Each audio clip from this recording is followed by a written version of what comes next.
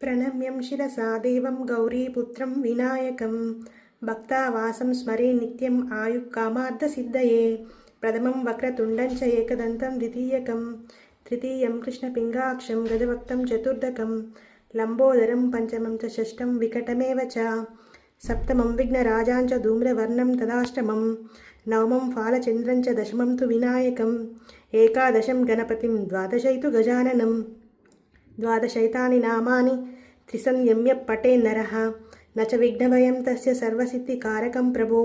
विद्यार्थी लभते विद्यान् धनार्थी लभते धनं पुत्रार्थी लभते पुत्रान् मोक्षार्थी लभते गतिं जपेत् गणपतिस्तोत्रं षड्भिर्मासैः फलं लभेत् संवत्सरेण सिद्धिं च लभते नात्र संशयः। अष्टभ्यो ब्राह्मणेभ्यः च लिखित्वाय समर्पयेत् तस्य विद्या भवेत् सर्वगणेशस्य प्रसादतः। इति श्रीनारदपुराणे सङ्कटनाशनगणेशस्तोत्रं सम्पूर्णम्।